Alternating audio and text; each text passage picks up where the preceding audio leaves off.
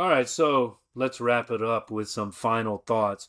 And again, as always on Guitar and Pen, we want to know what we can learn from whatever it is we're discussing or analyzing. What can we learn as songwriters, musicians, and music producers? What can we learn from now and then? What principles can we either, you know, glean or have reinforced? Well, I would say, first of all, I'm reminded of Andy Partridge's comment, Andy Partridge of XTC. I'm reminded of his comment that one should never throw out one's bits and pieces. Like, always hang on to your scraps, and eventually you will finish them. And they certainly did that, didn't they? They just waited from 1977 to 2023. They had those scraps, and eventually they figured out how to complete them. And you can usually do that.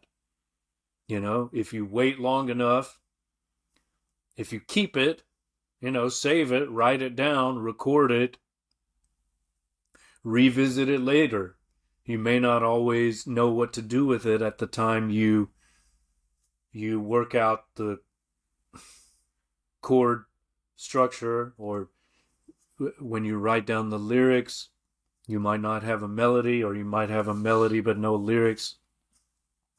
Don't throw it away. Save it. And eventually you can complete it, make a song out of it. And not just a song. I think this is good advice for all artists.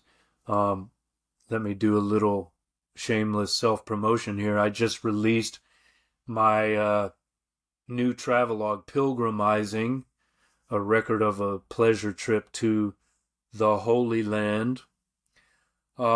And that's based on a trip I took during the asymmetrical war of 2014. And I just released it now in 2023. I didn't wait as long as the Beatles waited to finish Now and Then, but, it was almost a decade in the making. I never threw away the journal that included all my notes from that trip. And eventually, I realized what I wanted to do with those notes, those very extensive notes, and I made a book out of that notebook, that little green notebook. I made a book out of it. So never throw away your bits and pieces. Another important principle: cannibalize yourself. That's a way of, describing the kind of self-referential um, elements that we've already highlighted. And I would just mention another one. The very name Now and Then reminds me of the 1966 album Yesterday and Today. Past and present, present and past, yesterday and today, now and then. It seems like, I don't know if that was intentional, but that is immediately what I thought of. And, there were all those other moments with the count off, the studio chatter at the end, the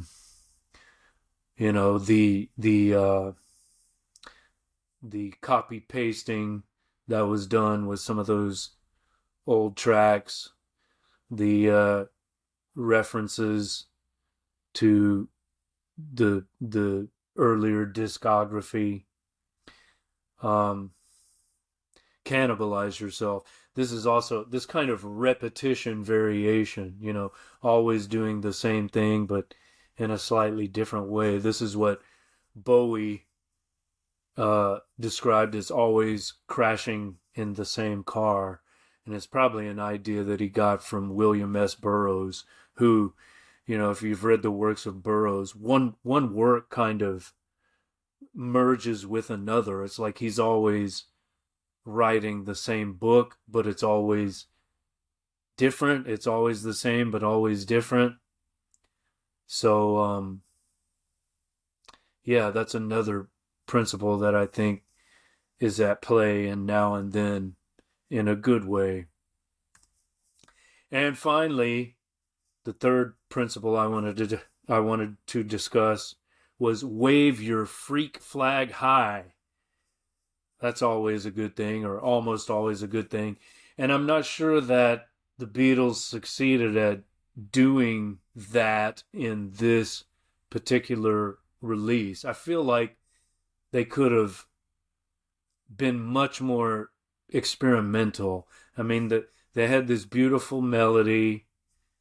They used AI to isolate vocal from piano. They had John's ghostly, melancholic, nostalgic vocal as the basis for their song. I think Paul's piano parts are good. The bass is fine. The drums are good, but I think uh, he could have been more adventurous with with the slide part, the lap steel. It just didn't seem to have the same power and force. I mean, of course, he can't play like George, but he could have done something like he did on Taxman when he really just went for it. Of course, wave your freak flag high is a principle derived from Jimi Hendrix, who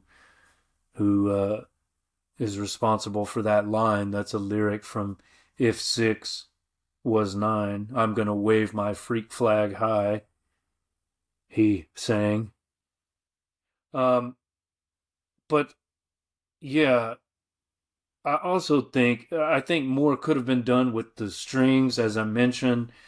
Giles Martin's arrangement, assuming it was mostly his, there's just not much to get excited about there. I think more could have been done with that. And maybe if Jeff Lynne had produced this instead, and I don't know why he didn't, maybe he wasn't available. I think he's given a production credit, but that's probably because he recorded, those early sessions during the anthology project. Um, but it doesn't seem like he was involved with this new release. It was Giles Martin behind the board, but I don't know. Jeff Lynne maybe could have given the strings more of an ELO quality, which would have worked well. Lennon called ELO the son of the Beatles or the children of the Beatles or something like that. So that could have been interesting.